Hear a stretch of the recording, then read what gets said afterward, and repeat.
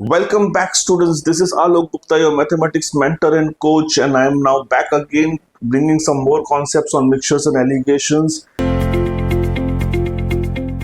Now we will understand the concept of allegation. उसका मतलब क्या होता है? हर एग्जाम में allegations पे सम आते हैं.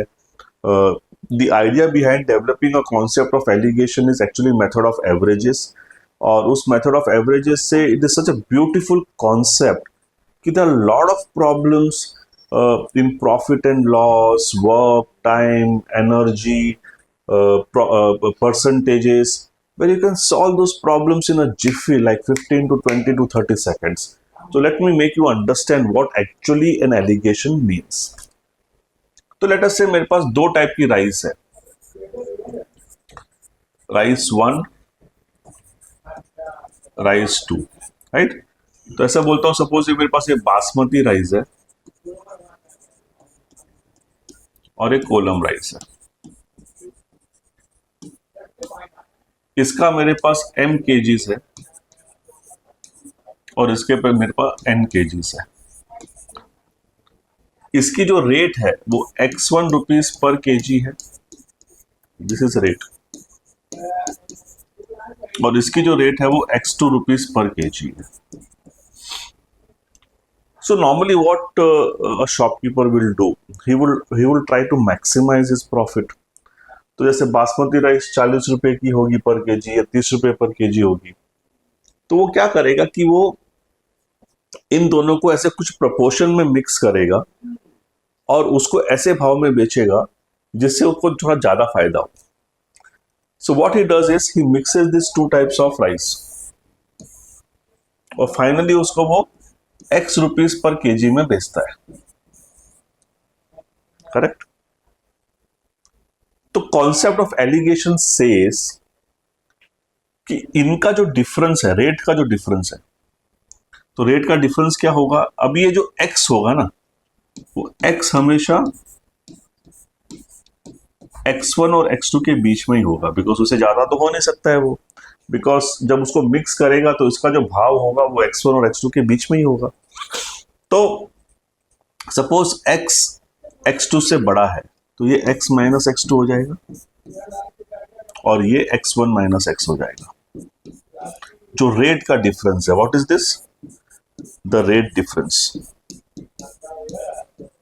The rate difference with respect to average, which is x. So the concept of allegation says that the ratio of the rate difference is equal to the ratio of the quantities of the two types of rice, that is m upon n. This is exactly what the concept we will use to solve all our problems. And why is this? I will explain you in my next video, in my next slide. So let me explain you the slide. So let us say मेरे पास m is to n का ratio है, ये rice 1 है और ये rice 2 है. इसका rate है x1 रुपीज पर केजी और इसका रेट है x2 रुपीज पर केजी, और इन दोनों को जब मैंने मिक्स किया तो उसका रेट निकला x.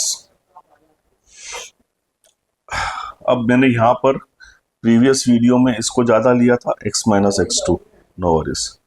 सो x माइनस x2 डिफरेंस ये है और ये x1 माइनस x है. और मैंने आपको बताया था कि जो x माइनस x2, जो रेट के डिफरेंस का जो रेशियो है वो क्वांटिटी के रेशियो के बराबर होता है, right. Now I will try to prove this. So tell me something, I have m kgs of rice 1 और इसकी प्राइस है x1 रुपीज पर केजी. तो टोटल प्राइस ऑफ राइस 1 कितना हुआ? Quantity into rate, that is mx1, and total price of rice to कितना हुआ, quantity into rate, nx2। अब total इन दोनों का कितना हुआ, total price mx1 plus nx2, और टोटल वेट कितना था दोनों का मिला के, m प्लस n। तो इन दोनों का एवरेज प्राइस कितना हुआ,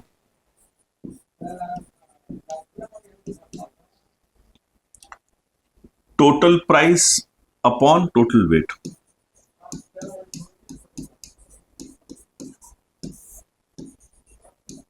इतना क्लियर है।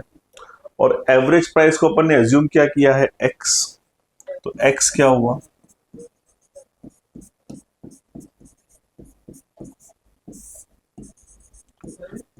यहां तक क्लियर है। अब मैं क्या करूंगा, मेरे को ये सिनेरियो आपको प्रूफ करना है कि डिफरेंस इन रेट्स का जो रेशियो है वो क्वांटिटी के रेशियो के बराबर होता है। तो अभी मैं ऊपर यहां पर इसको mx plus nx cross multiply करूंगा, equals to mx1 plus nx2। अब मैं m और m को साथ में ले लेता हूं, तो मैं mx माइनस mx1 कर देता हूं, और उस तरफ मैं nx2 माइनस nx कर देता हूं। अब मैं यहां m कॉमन ले लेता हूं, और यहां मैं n कॉमन ले लेता हूं। n को यहां ले आता हूं, इसको वहां ले जाता हूं।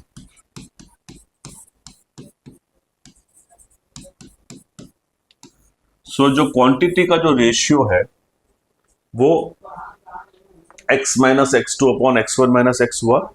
ओके, यहां पर वो अलग है, लेकिन this is the same as, मैं अगर माइनस कॉमन ले लूं और यहां भी माइनस कॉमन ले लूं तो ये प्लस हो जाएगा। सो m upon n is x minus x2 upon x1 minus x। सो ये जो चीज हमने बताई थी एलिगेशन में वो एक्चुअली में प्रूव हो गई। सो कोई भी सम को करने के लिए अपन ये टोटल इतना लंबा मेथड यूज नहीं करेंगे। हम डायरेक्टली एलिगेशन में वी विल यूज दिस कि अगर दो क्वांटिटीज पता है डिफरेंट टाइप्स ऑफ राइस की या मिल्क की, या बहुत सारे कॉन्सेप्ट ऐसे होंगे जो आपको आगे जाके मैं समझाऊंगा कि ये प्रॉफिट पे भी लगाया जा सकता है, लॉस पे भी लगाया जा सकता है, काफी सारी चीजों पे लगाया जा सकता है। तो इसका रेट x1 है, इसका रेट x2 है, एवरेज x है। तो इन रेट का जो डिफरेंस होगा ना, इसमें बहुत इंपॉर्टेंट चीज ये है, जो x है ना वो x1 और x2 के बीच में रहेगा, which means x will be more than one and less than the other quantity. तो उनका जो डिफरेंस का जो रेशियो है वो क्वांटिटी के रेशियो के बराबर है। That is exactly the concept of alligation. Absolutely clear? So let's move ahead and see if you can try to solve some basic sums on it.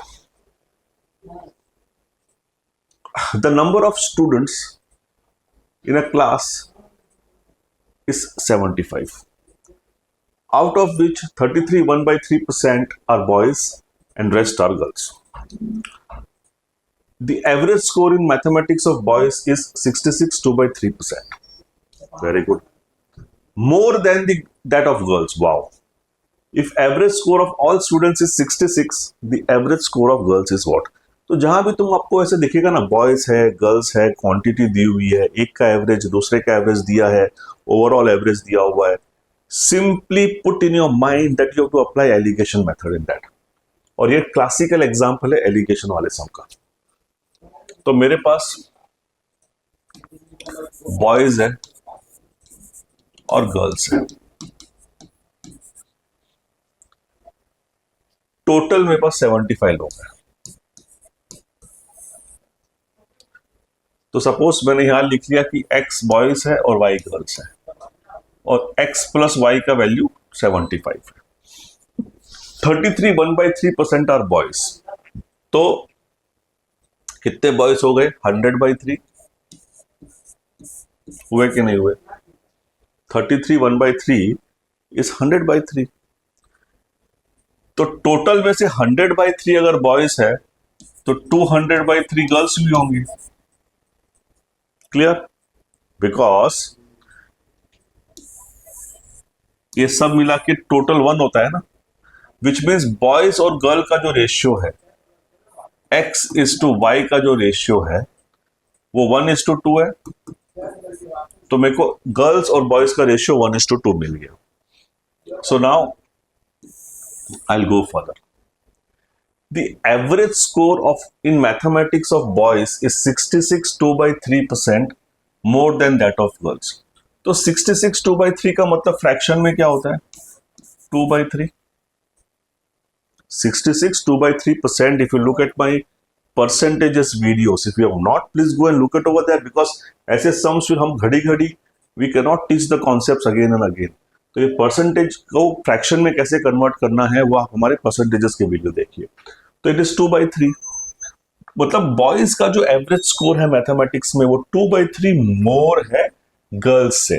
मतलब अगर गर्ल्स का एवरेज 3 है तो बॉय का 2 मोर है, मतलब बॉय का 5 है। मतलब यहां पर क्या होगा, इनका एवरेज स्कोर अगर 5 है तो गर्ल्स का 3 है। ये मेरे को मिल गया, ये एवरेज स्कोर है, average score of boys and girls. अब इन सब का स्कोर मिला के एवरेज 66 है। क्वांटिटी दे रखी है ये, तो मैं यहां x मान लेता हूं, x नहीं k मान लेता हूं, बिकॉज x मैंने ऊपर ऑलरेडी कोई वेरिएबल लिया है। तो हमारा व्हाट डज एलिगेशन से कि इनके जो रेट का डिफरेंस होगा, ये 5 इससे बड़ा है तो मैं 5 - k ले लेता हूं, k इससे बड़ा होगा तो k - 3 ले लेता हूं। तो ये जो एवरेज का जो डिफरेंस है that is k - 3 upon 5 - k, it should be equal to the ratio of the quantity. The quantity का रेशियो क्या है? 1/2, which means 2k - 6 is 5 - k. So 3k is equals to 11. So k का value क्या हो गया? 11/3. तो इनका ये जो रेशियो है वो 11/3 है। अच्छा, 11/3 जो रेशियो आया, जो एवरेज आया, उसकी वैल्यू कितनी दे रखी है? 66। मतलब 11 की वैल्यू 66 × 3 होगी। मतलब 1 की वैल्यू अगर मैं 11 से डिवाइड करूं तो 6 × 3 होगी, मतलब 1 की वैल्यू 18 होगी। तो मेरे को एक रेशियो का वैल्यू 18 मिला। मेरे को पूछा है कि एवरेज स्कोर ऑफ गर्ल्स। अभी एवरेज स्कोर ऑफ गर्ल्स कितना था? 3 था ना। तो एक की वैल्यू अगर 18 है तो 3 की वैल्यू कितनी होगी? 18 × 3 विच इज 54। तो 54 ही गर्ल्स का एवरेज होगा। इतना पावरफुल टूल है this alligation, is such a powerful tool to solve the sums like this in such a jiffy. So what you have to do is you have to just calculate the quantities and compare the ratio, which will be same as the ratio of the difference of the averages. इनका average overall average का जो difference है और quantity का जो ratio है वो दोनों सेम होगा। Let's move ahead. So I hope you enjoyed the videos. If you have any doubts, please contact me on my WhatsApp channel, and please do not forget to subscribe on my YouTube channel. I will keep on coming with more and more such videos. So all the best and have a nice day.